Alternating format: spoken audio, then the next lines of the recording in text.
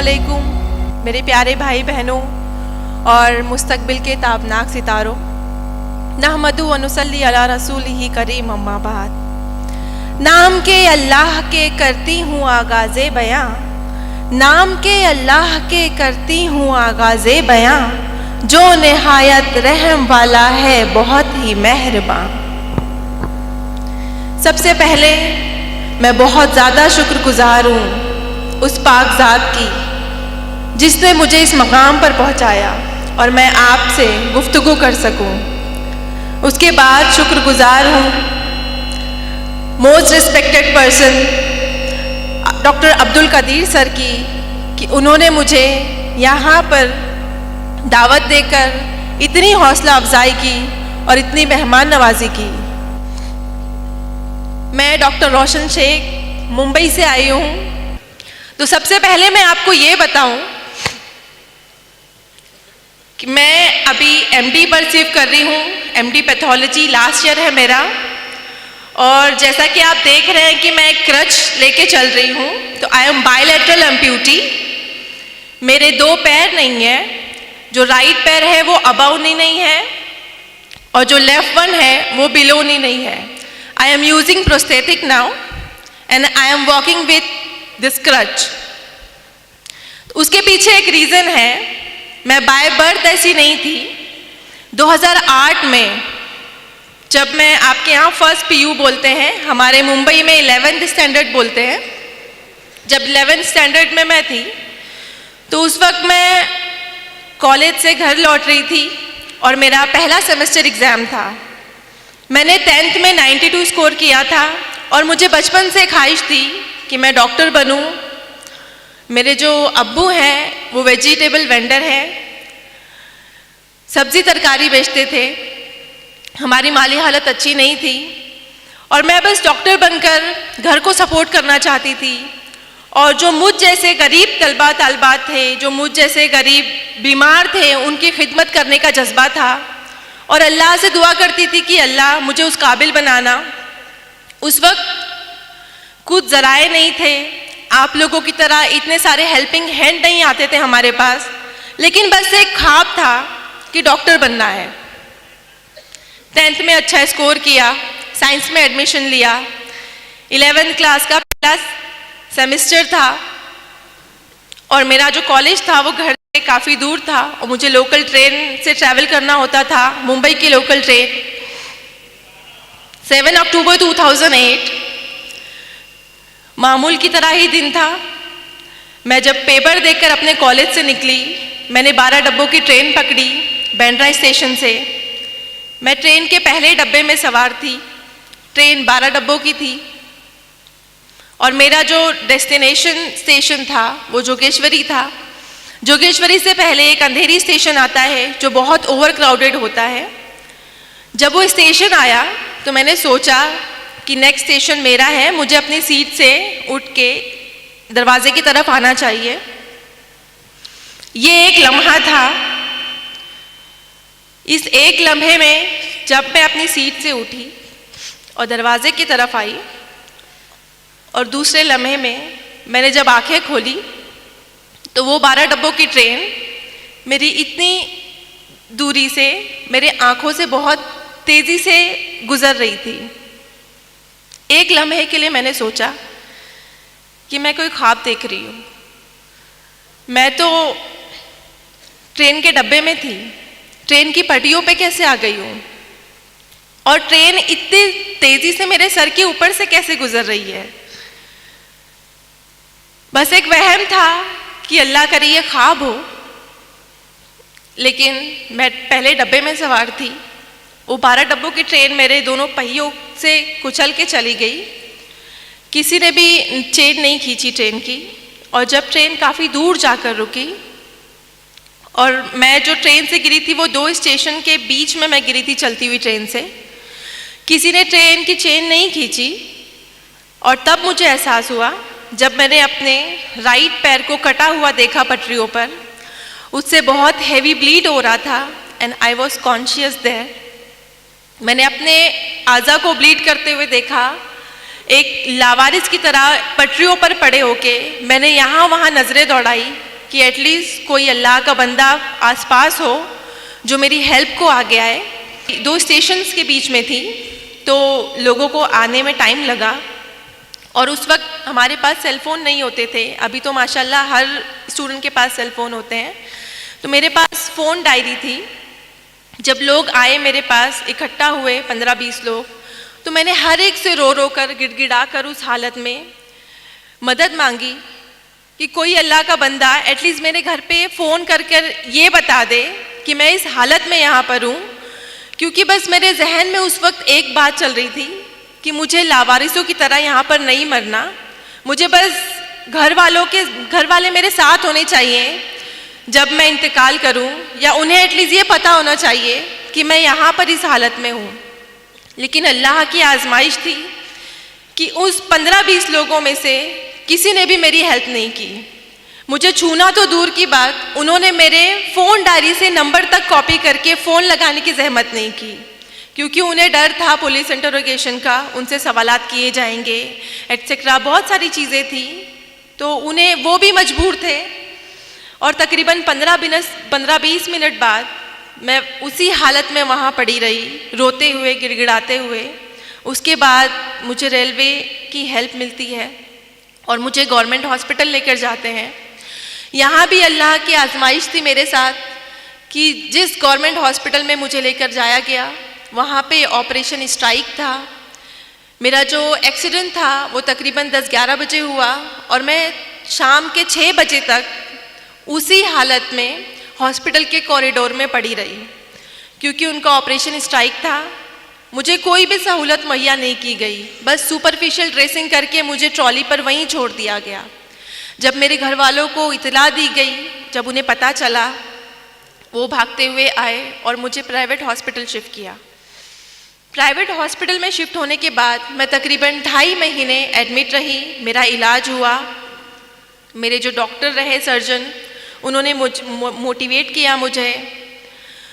जब एक्सीडेंट हुआ, मैं 16 साल की थी और एक लम्हे में दोनों पैर मुझसे छिन गए थे। जो राइट है वो above knee and left is below knee. उस वक्त मैं बहुत टूट गई थी। मेरा जो दिमाग था बहुत बुरी तरह से ज़ख्मी हो गया था जिस्म के साथ में, और जो लोग इयादत को आते थे वो उनके ज़बान पर यही बातें होती थी सेल्फ पिटेनेस की, कि 16 साल की बच्ची है, गरीब माँ बाप की औलाद है, ज़िंदगी भर माँ बाप के ऊपर बोझ बन के रहेगी, 2 पैर नहीं है, माजूर है, अपाहिज है, इसका कोई फ्यूचर नहीं है, इसको ज़िंदा क्यों रखा है। मैं भी अपने जहन में काफ़ी बातें सोचती थी, और मेरी जगह अगर कोई भी होता, कोई भी 16 साल का लड़का या लड़की होती, तो वो भी यही सोचती कि इस ट्रेन एक्सीडेंट में अल्लाह ने मुझे दूसरी ज़िंदगी तो दी, लेकिन इस तरह की बेबस वाली ज़िंदगी कि मैं एक तरफ से दूसरी तरफ खुद से करवट नहीं ले सकती हूँ, मैं खुद से वॉशरूम नहीं जा सकती हूँ, मुझे मेरी अम्मी गोद में उठाकर यहाँ से वहाँ वॉशरूम लेके जाती थी। तो पूरी तरह से मैं अम्मी के ऊपर, घर वालों के ऊपर डिपेंड हो गई थी, और वो डिपेंडेंसी की लाइफ मैं नहीं चाहती अल्लाह किसी को दे। लेकिन उन हालात में और लोगों के जो जुमले होते थे वो मुझे सोचने पर मजबूर कर देते थे कि सच में अल्लाह तूने मुझे दूसरी ज़िंदगी क्यों दी। मुझसे 2 पैर छीन लिए लेकिन मुझे ज़िंदा रखा। उस क्यों का जवाब मैं बहुत शिकवे करती अल्लाह से कि अल्लाह ने मुझे ज़िंदा क्यों रखा। हर एक दिन दर्द से गुजरता मेरा। जब भी ड्रेसिंग होती, हॉस्पिटल में मेरी चींघें गुजा करती थी, लेकिन मैं हमेशा शिकवा गुजार होती अल्लाह से कि अल्लाह ने मुझे दूसरी ज़िंदगी क्यों दी, तूने क्यों ज़िंदा रखा मुझे।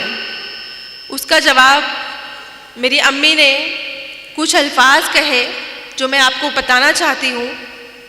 मेरी अम्मी ने मुझे बस ये कहा कि बेटा, हम अशरफुल मखलूक़ात हैं, लेकिन हमें गैब का इल्म नहीं है। गैब का इल्म सिर्फ अल्लाह रब्बुल इज़्ज़त को है। आपके पास पूरा जिस्म है, आपके पास दिमाग है, आपके पास हाथ है, आपके पास आँखें हैं, आपसे सिर्फ छीना है तो क्या, 2 मामूली पैर, सिर्फ 2 पैर लिए अल्लाह ने आपसे, और वो भी अल्लाह की चीज़ थी, तो उससे शिकवा कैसा।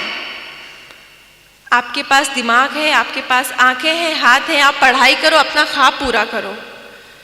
तो इस मोटिवेशन में मेरी घर वालों ने बहुत सपोर्ट किया, मेरे स्कूल और कॉलेजेस के असातिज़ा ने, मेरे डॉक्टर ने मुझे मोटिवेट किया और उन्होंने कहा कि आपके 2 पैर नहीं है तो क्या हुआ, आप चल नहीं सकती हैं तो क्या हुआ, आप डॉक्टर बन सकते हो और इंशाअल्लाह आप एक दिन ऐसे चलोगे प्रोस्थेटिक लेग से कि सामने वाला देखकर आपको अंदाज़ा नहीं लगा पाएगा कि आपके पास 2 पैर नहीं है। उस वक्त मुझे लगता था कि ये सारी तसल्ली वाली बातें हैं, ऐसा कुछ नहीं होता, लेकिन मैंने हिम्मत नहीं हारी। मैंने सोचा कि जब अम्मी कह रही हैं, सारे घर वाले कह रहे हैं कि अल्लाह ने कुछ प्लान किया है मेरे लिए जो मुझे अभी दिखाई नहीं दे रहा, मुझे सिर्फ मुश्किलें नज़र आ रही हैं कि मेरे पास 2 पैर नहीं है, लेकिन उसके आगे का अजर शायद मैं नहीं देख पा रही हूँ जिसके लिए मुझे मेहनत करनी है। तो मैंने मेहनत स्टार्ट की, मैंने स्टडी की। जिस ईयर में मेरा एक्सीडेंट हुआ था, I was in 11th standard, मैंने वो ईयर स्किप नहीं किया, मैंने व्हील चेयर पर एग्ज़ाम दिया, मैंने 12th कंप्लीट किया और अल्हम्दुलिल्लाह से मैंने फर्स्ट क्लास से 12th क्लियर किया। और फिर उसके बाद एडमिशन के लिए आपको पता है उस ज़माने में, अभी तो नीट है बट हमारे ज़माने में सीटी हुआ करता था, तो कॉमन एंट्रेंस टेस्ट में मैंने all over Maharashtra 3rd rank लिया पीएच कोटे में।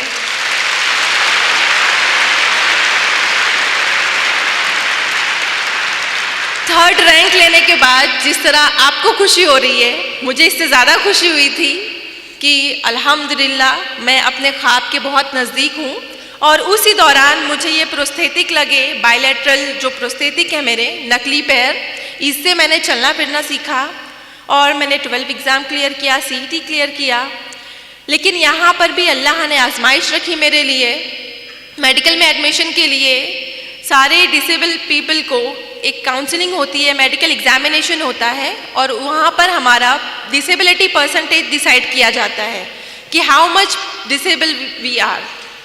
तो वहाँ पे जब हम काउंसलिंग को गए, बहुत सारे कैंडिडेट आए हुए थे, मैं भी उनमें से एक थी। जब मेरा एग्जामिनेशन किया उन्होंने, तो मुझे मेरे डिसेबिलिटी सर्टिफिकेट पे उन्होंने 89% डिसेबल लिखा। और मेडिकल में एक क्राइटेरिया है, 20 इयर्स लॉ है कि कोई भी फिजिकल डिसेबल जो कैंडिडेट है, जो उम्मीदवार है मेडिकल में एडमिशन के लिए, वो 40 to 70 के बीच में डिसेबल हुआ तो ही एडमिशन के लिए एलिजिबल है, वरना उसे एडमिशन नहीं मिलता है। तो I was more than 70% disable that time, और तो मुझे मेडिकल में एडमिशन के लिए डिनाई किया गया कि आप 89% डिसेबल हो, आप 2 क्रचेस यूज़ करते हो, आपके पास 2 पैर नहीं है, तो आप मेडिकल में एडमिशन नहीं ले सकते हो, आप डॉक्टर नहीं बन सकते हो। उस वक्त जो मायूसी की लहर थी मेरे अंदर, वो मेरे एक्सीडेंट के वक्त से ज़्यादा थी, क्योंकि मैंने बहुत मुश्किलों से अपने आप को समेटा था। मैंने बहुत यकीन किया था अल्लाह की ज़ात पर कि अल्लाह ने मेरे लिए कुछ बड़ा रखा है, क्या पता इसी के ज़रिए मुझे डॉक्टर बनना लिखा हो। लेकिन जब डिनाई हुआ तो मैं बहुत फिर से मायूस हो गई। लेकिन वहाँ पर मेरे डॉक्टर ने मुझे सजेस्ट किया कि आपके पास एक और रास्ता है, आप नाउम्मीद मत हो अल्लाह की ज़ात से, आपके पास एक और ज़रिया है, आप बॉम्बे हाई कोर्ट में अपना केस फाइल कीजिए। मेरे लिए बहुत अनोखी बात थी, आई थिंक आप लोगों के लिए भी होगी, कि मेडिकल में या कोई भी इंस्टीट्यूट में एडमिशन के लिए एक बच्चा जिसके पास एक अच्छा रैंक है, जो एलिजिबल है, उसे बॉम्बे हाई कोर्ट क्यों जाना है। उस वक्त मेरी समझ में नहीं आया, लेकिन मैंने हिम्मत नहीं हारी और मैंने अल्लाह से दुआ की, बहुत गिड़गिड़ा के दुआ की और अल्लाह पर यकीन रखा कि अगर इस तरह अल्लाह मुझे इस मेडिकल में एडमिशन को दिलाता है तो मैं ये भी ट्राई करूँगी, मैं हारूंगी नहीं इस मकाम से। तो मैंने बॉम्बे हाई कोर्ट में मैंने 2011 में केस फाइल किया अगेंस्ट मेडिकल काउंसिलिंग। वहाँ पे विदिन 2 मंथ मेरा सब कुछ ऑब्जर्व किया गया। वहाँ पे जो जज थे मोहित शाह सर, उन्होंने मुझे देखा और मेरे अंदर का पैशन देखा उन्होंने एक्चुअली। और उस वक्त मेरे हाथों में 2 क्रचेस थी, अभी तो मैं सिंगल यूज़ करती हूँ, बट 2 क्रचेस के साथ में मैं जब बॉम्बे हाई कोर्ट के अंदर दाखिल होती थी, उन्होंने मेरा एटीट्यूड देखा कि, और उस वक्त जब हियरिंग होती थी तो सारे फैसले मेरे अगेंस्ट होते थे कि मैं 89% डिसेबल हूँ, मेरे पास 2 पैर नहीं है, मेरे हाथों में 2 क्रचेस है, मैं कैसे पेशेंट को ट्रीट करूँगी, मैं कैसे एक जगह से दूसरी जगह जाऊँगी। तो सब कुछ मेरे अगेंस्ट था और मैं बहुत नाउमीद हो गई थी कि शायद मुझे यहाँ पे भी डिनाई मिलेगा। और मुंबई में ऐसा कोई केस नहीं था कि मोर देन 70% डिसेबल के बाद भी किसी को एडमिशन मिला हो। मेरा केस पहला केस था जो बॉम्बे हाई कोर्ट में गया। लेकिन जब आखिरी दिन था, मैंने खुद से हिम्मत जुटाई और मैंने खुद से एक अहद किया। 2008 में मेरा एक्सीडेंट हुआ था और 2011 में ये बॉम्बे हाई कोर्ट में मैं गई। तो इन 3 सालों में मुझे डर लगता था ट्रेन की आवाज़ से। जब भी मैं ट्रेन को देखती तो मुझे खौफ बैठता था। लेकिन मैंने खुद की हिम्मत जमा की और मैंने सोचा कि अगर आज मैंने इस डर को नहीं भगाया ना, मुझे ये प्रूव करना है कि मेरे हाथों में 2 क्रचेस हैं। इस ट्रेन ने मेरे 2 पैर छीने, लेकिन मैं इसी ट्रेन में सवार होकर बॉम्बे हाई कोर्ट जाऊंगी। और लास्ट डे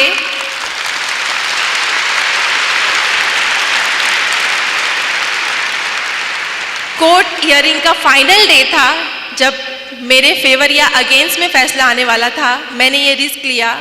मैं अकेले मेरे जोगेश्वरी से CST ट्रेन में ट्रैवल करके गई और ये बात मेरे एडवोकेट ने जज साहब को बताई। वो बहुत इम्प्रेस हुए। और आप सबको पता है कि मुंबई की लोकल ट्रेन कितनी क्राउडेड होती है। उन्होंने कहा कि हम जैसे नॉर्मल इंसान नहीं आ सकते एक जनरल डब्बे में, और ये बच्ची जस्ट बिकॉज इसको एडमिशन चाहिए, उसके अंदर इतना पैशन है कि उसको डॉक्टर बनना है, मैं इसको एक मौका देना चाहता हूँ। ये बात अल्लाह ने उनके दिल में डाली। मेरे फेवर में फैसला करना उनके लिए बहुत बड़ा रिस्क था, क्योंकि ऐसा कोई केस नहीं था। लेकिन उन्होंने मेरा पैशन देखा, हार्डवर्क देखा, अल्लाह पर यकीन देखा, और उन्होंने अल्हम्दुलिल्लाह मेरे फेवर में जजमेंट दिया। और उसके बाद आप अल्लाह के करिश्मे देखिए कि जहाँ एक तरफ मुझे लगता था कि मुझे मेडिकल में एडमिशन नहीं मिलेगा, और दूसरे दिन ये हुआ कि मेरे फेवर में जजमेंट देने के बाद मुझे इंडिया के टॉप मोस्ट कॉलेज में एडमिशन मिला, सेठ GS medical college and KEM hospital.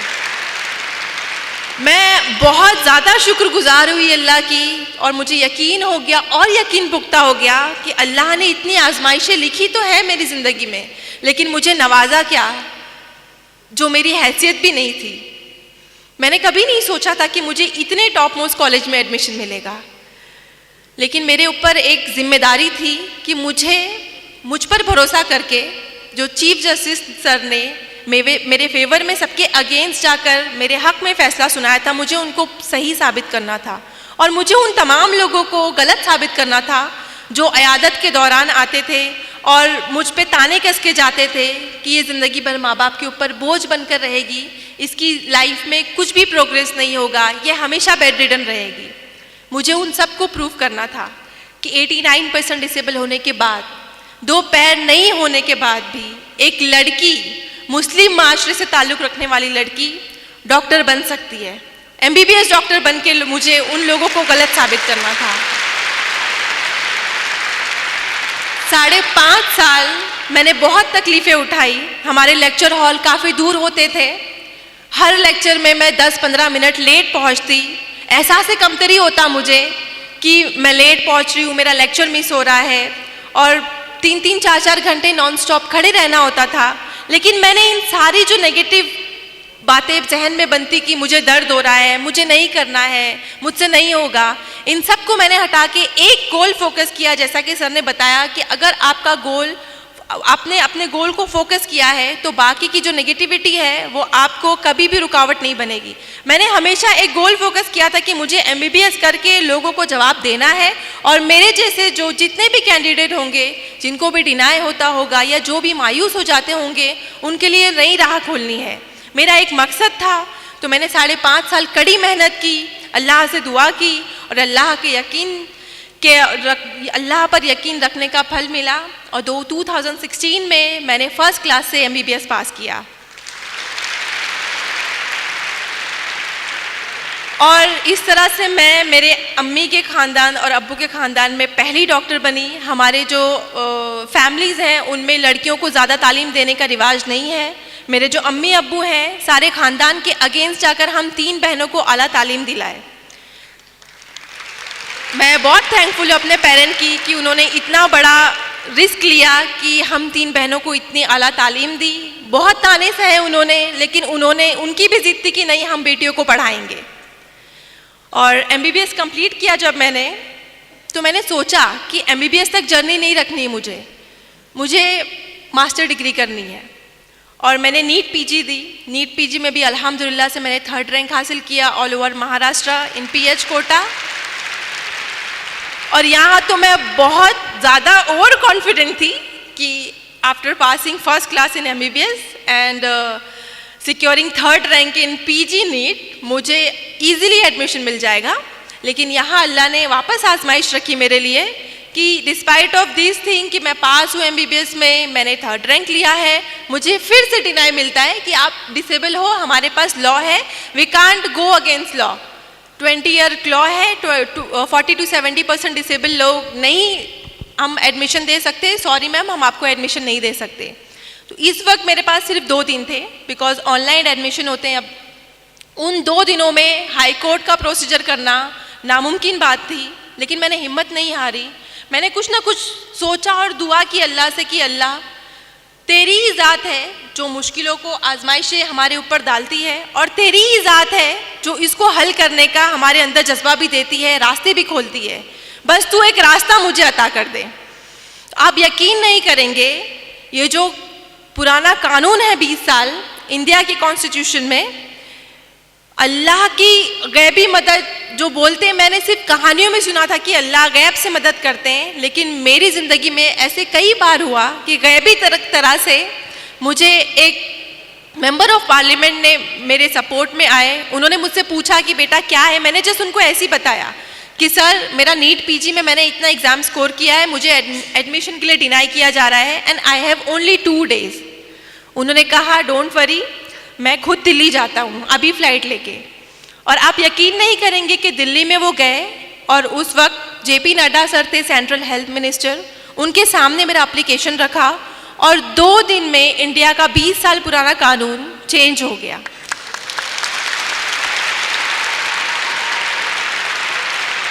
ये इंडियन कॉन्स्टिट्यूशन में तारीखी वाकया है कि कोई भी इतना साल पुराना कानून 2 दिन में चेंज हो जाए जस्ट बिकॉज ऑफ 1 एप्लीकेशन। तो ये अल्लाह का करिश्मा नहीं है तो क्या है, आप इसको क्या कहेंगे? अल्लाह की ज़ात पर यकीन रखने का फल है ये। अल्लाह की ज़ात पर यकीन था मुझे कि अगर अल्लाह ने इतनी आजमाइशें दी हैं तो हल भी वही निकालेगा। और उसके बाद जब ये रूल चेंज हुआ, और आपको बताऊं कि मैं अगेन मुझे MD में सेम कॉलेज में एडमिशन मिला, सेठ GS medical college and KEM hospital. और अभी मैं आपके सामने MD के लास्ट ईयर में हूँ। मेरे फाइनल एग्ज़ाम मई और जून में है। आप लोगों से दुआ की दरख्वास्त है कि आप लोग प्लीज़ मेरे हक़ में दुआ कीजिए कि मैं ये भी अच्छे नंबरों से कामयाब हो जाऊँ और लोगों को बहुत इंस्पायर करूँ। अल्लाह मेरे ज़रिए अगर ये काम करवाना चाहता है, मैं बहुत खुश हूँ, बस आप लोगों की दुआ चाहिए। ये सब मेरी ज़िंदगी के फैक्ट्स थे जो मैं आप लोगों के सामने रख रही थी। मैं अपनी ज़िंदगी के हालात इस मकसद से आपके साथ शेयर कर रही थी कि हालात चाहे जैसे भी हों, हमें अल्लाह की ज़ात से उम्मीद नहीं छोड़नी चाहिए, क्योंकि हालात को लाने वाली और उसको हल करने वाली ज़ात सिर्फ अल्लाह की होती है। हमें उसकी ज़ात पर तवक्कुल होना चाहिए। आपकी ज़िंदगी में बहुत सी परेशानियाँ आएंगी, मेंटली होंगी, फाइनेंशियली होंगी, फिज़िकली होंगी, लेकिन आपको उनसे घबराना नहीं है, आपको उनसे डरना नहीं है, और ना ही अपनी कोशिश को, अपनी मेहनत को बंद करना है। अल्लाह रब्बुल इज़्ज़त हमें 70 माओं से ज़्यादा चाहता है। आप सबकी अम्मी जितना चाहती है आपको एक रात बुखार हो जाए, आपकी अम्मी सारी रात नहीं सोती। अल्लाह ताला 70 माओं से ज़्यादा चाहता है हमें, तो हमारी हैसियत से ज़्यादा मुश्किलें कैसे दे सकता है वो हमें? बस उसकी ज़ात पर यकीन रखो। और कहते हैं ना, अल्लाह अपने उन्हीं बंदों को आजमाता है जिनको वो सबसे ज़्यादा प्यार करता है। इंसान को कोई चीज़ तब तक नहीं हरा सकती जब तक वो खुद हार ना मान ले। मुश्किलों से लड़ना सीखिए मेरे दोस्तों, इंशाअल्लाह कामयाबी आपकी कदम चूमेगी। जैसा कि शेर में कहा है, परेशानियों से भागना आसान होता है, परेशानियों से भागना आसान होता है, हर मुश्किल वक्त ज़िंदगी में एक इम्तिहान होता है। हिम्मत हारने वाले को कुछ नहीं मिलता ज़िंदगी में, हिम्मत हारने वाले को कुछ नहीं मिलता ज़िंदगी में, मुश्किलों से लड़ने वालों के कदमों में जहान होता है।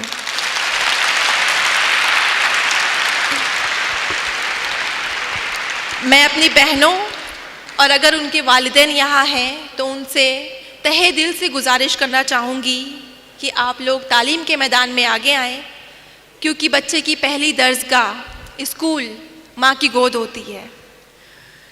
हम नस्लों की तामीर, उनसे नस्लों की तामीर स्टार्ट होती है। कहते हैं अगर एक मर्द तालीम याफ्ता एजुकेटेड हो तो इससे एक मुआशरे को बेनिफिट मिलता है, एक मुआशरा मुस्तफ़ीज़ होता है। लेकिन अगर एक औरत एजुकेटेड और तालीम याफ्ता हो तो उससे आने वाली नस्लें मुस्तफ़ीज़ होती हैं। आप हमारी नस्लों की अमीन हैं। अगर आपने तालीम हासिल की तो हमारी आगे आने वाली जनरेशन तालीम याफ्ता होगी। हमें बहुत ज़रूरत है आपके तालीम याफ्ता होने की। मैं यहाँ पे अगर पेरेंट्स आए तो उनको बहुत तहे दिल से गुजारिश करना चाहूँगी कि हमारी बहनें तालीम के मैदान में बहुत आगे हैं, उन्हें बहुत शौक़ है पढ़ने का। आप लोग प्लीज़ उनकी तालीम आधे अधूरे में ना छुड़वाएं, उन्हें आला तालीम हासिल करने दें और अपने मुल्क का, अपने कौम का नाम रोशन करने दें। एक शेर मैं अपनी बहनों के लिए पेश करना चाहूँगी। इंसान के किरदार की मेमार है औरत, इंसान के किरदार की मेमार है औरत, इखलास और मुरव्वत की तरहदार है औरत। ये माना रहम दिल है, नरम खूं है, सन्फ़े नाजुक है। ये माना रहम दिल है, नरम खूं है, सन्फ़े नाजुक है, मगर जब वक्त पड़ जाए तो एक तलवार है औरत।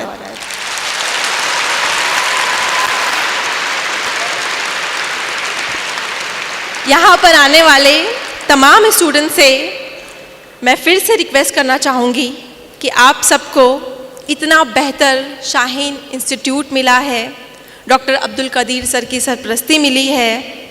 आप सब बहुत ज़्यादा खुश नसीब है। बिलीव मी, जब मैंने अपना नीट पीजी क्लियर किया, जब मैंने अपनी नीट की पे तैयारी की, हमारे पास ऐसा कुछ नहीं था। मेरे पास सिर्फ बुक्स थी और उस बुक से मैंने पढ़ाई की। मेरे पास इतनी गाइडेंस नहीं थी, इतने अच्छे टीचर्स नहीं थे, अब्दुल कदीर सर नहीं थे, शाहीन इंस्टीट्यूट नहीं था। आप लोग खुद को बहुत लकी समझो, अल्हम्दुलिल्लाह माशाअल्लाह आप लोग बहुत ज़्यादा लकी हो कि आपको यहाँ पे एनवायरनमेंट मिल रहा है। अब्दुल कदीर सर मिले हैं आपको। उन्होंने इस प्रेस्टीजियस इंस्टीट्यूट में उनके पास इतनी सारी कुर्बानियाँ दी हैं, कोशिशें की हैं और इसे इस मकाम पर पहुँचाया है। आप सबको पता होगा 1989 में सर ने यहाँ पे स्टार्ट किया 17 बच्चों से और आज अल्हम्दुलिल्लाह अल्लाह ने इतने सारे बच्चे नवाजे उनको। एक बार तालियां होनी चाहिए अब्दुल कदीर सर के लिए।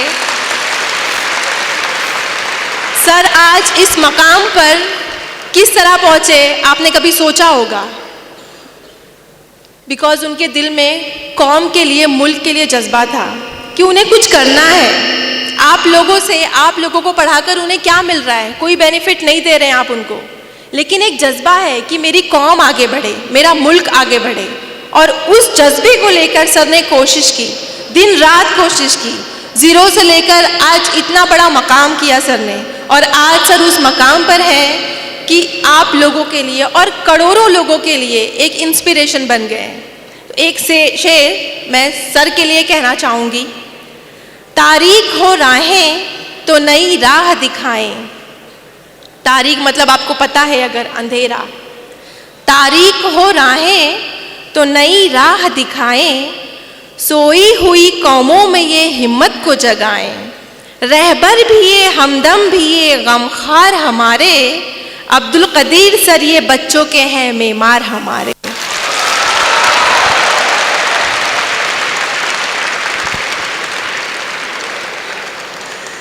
मैं उम्मीद करती हूँ यहाँ पर बैठे मेरे प्यारे भाई बहन, आप सब, आपका जो भी फील्ड है, आपको डॉक्टर बनना है, इंजीनियर बनना है, वकील बनना है, जो बनना है आप बनो। आप सब अपनी फील्ड में बेहतरीन दर्जे से कामयाब होने की कोशिश करेंगे और शाहीन इंस्टीट्यूट के साथ साथ हमारे मुल्क का नाम भी रोशन करेंगे। आप सबकी हमें और कौम को बहुत ज़रूरत है, बिकॉज़ आप सभी हमारा सरमाया हो। अपनी काबिलियत को सिर्फ वक्ती परेशानियों के डर से ज़ाय मत कीजिए, हिम्मत कीजिए, हौसला कीजिए और सबसे बड़ी बात, अल्लाह की ज़ात पर यकीन रख कर आगे बढ़िए। इंशाअल्लाह मैं गारंटी देती हूँ आप कभी भी हार नहीं मानेंगे, हमेशा आपको कामयाबी मिलेगी।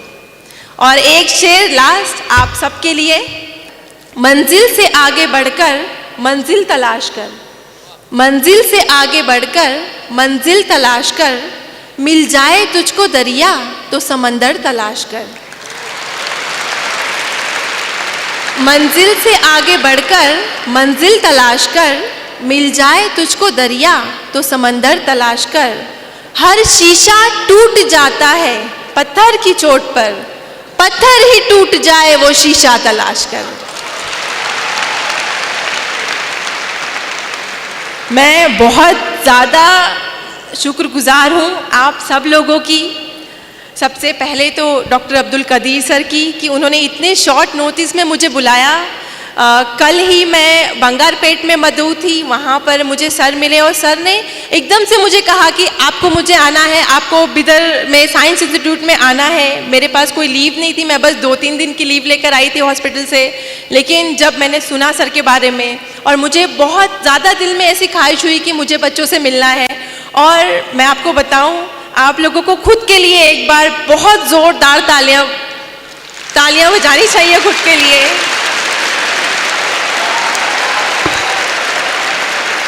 इतना ज़्यादा तहम्मुल से, जबकि इतनी ज़्यादा तादाद है यहाँ पर माशाल्लाह, लड़कियों की भी लड़कों की भी। मैंने इतनी ज़्यादा लड़के ना, मैं कम से कम मोर देन 100 फंक्शन में गई हूँ, बट लड़कों की इतनी ज़्यादा तादाद मैंने कहीं नहीं देखी तालीम के फंक्शन में। तो लड़कों के लिए एक बार ताली होनी चाहिए। अल्लाह से दुआ है मेरी कि अल्लाह आप सबको कामयाब करे। स्पेशली हमारी लड़कियां तो माशाल्लाह से हमेशा से आगे रही हैं पढ़ाई में। हमारे यहाँ लड़के थोड़ा सा कमज़ोर होते हैं, तो मैं अपने भाइयों से बहुत प्यार से रिक्वेस्ट करूँगी कि आप लोग प्लीज़ आला तालीम हासिल करें।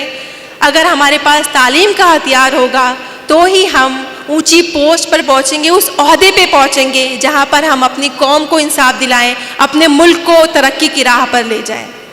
मैं बस आप लोगों का आखिरी बार शुक्रिया अदा करना चाहूँगी कि आपने इतने तहम्मुल से मेरी बात को सुनी। 5 मिनट और लेना चाहूँगी, इजाज़त है? बेसिकली ये एक नज़म है। मैं रिक्वेस्ट करूँगी आप सब लोगों से, यहाँ पे जो बड़े हजरात हैं, मुअज़्ज़ज़ हस्तियाँ हैं, उनसे भी मैं आजिज़ाना रिक्वेस्ट करूँगी कि हम सब की ज़िंदगी में सबसे बड़ा मकाम होता है, सबसे खालिस रिश्ता जो होता है माँ से होता है। आप सब अग्री करते हैं? बहुत सारे रिश्ते होते हैं ज़िंदगी में, लेकिन अल्लाह ने माँ और बच्चे का रिश्ता बहुत खालिस रखा है। आपको अंदाज़ा होता होगा, आपको दर्द लगती है, आपको दर्द और चोट जब फील होती है, वो सेम दर्द आपको अपनी अम्मी के चेहरे पे दिखाई देता है। आपसे ज़्यादा वो परेशान हो जाती है। आप तो सुकून से गोली लेके सो जाते हैं, लेकिन अम्मी कभी नहीं सोती। रात भर वो कच्ची नींद से उठ के आपको देखती है, मेरे बच्चे का बुखार तो कम नहीं हुआ, दर्द कम हुआ कि नहीं हुआ।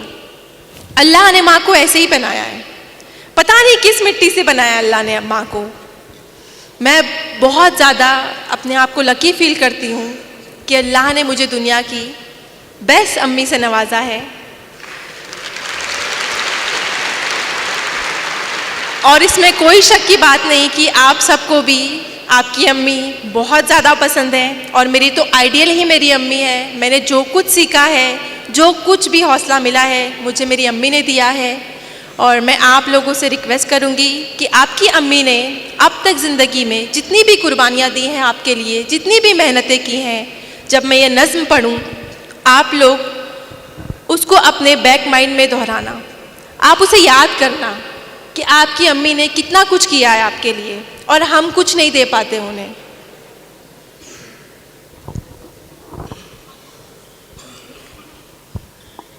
ऐ मेरी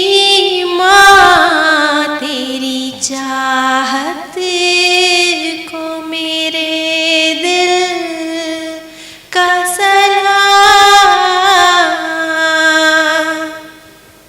और ये नज़म सिर्फ मेरी अम्मी के लिए नहीं, आप सबकी अम्मी को डेडिकेट करूंगी।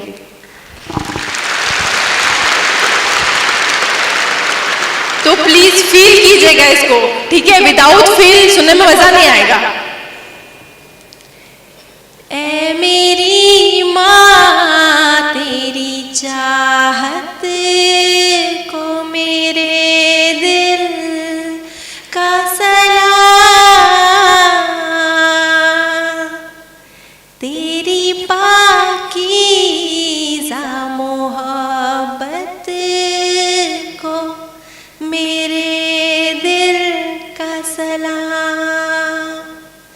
ऐ मेरी माँ तेरी चाहत को मेरे दिल का सलाम, तेरी पाकीज़ा मोहब्बत को मेरे दिल का सलाम। तेरे एहसान का बदला ना चुका पाएंगे, तेरे एहसान को हरगिज़ ना गिना पाएंगे, तेरी अज़मत का पता ना लगा पाएंगे, तेरी हर एक इनायत को मोहब्बत को सलाम। ऐ मेरी माँ तेरी चाहत को मेरे दिल का सलाम, तेरी पाकीज़ा मोहब्बत को मेरे दिल का सलाम। मेरे ज़ख्मों पे रखा तूने दुआ का मरहम, कितने बर्दाश्त किए मेरे लिए दुख और गम, मेरे अल्लाह का नाज़िल हो तेरे दिल पे करम, तेरी पाकीज़ा दुआओं की अजाबत को सलाम। ऐ मेरी माँ तेरी चाहत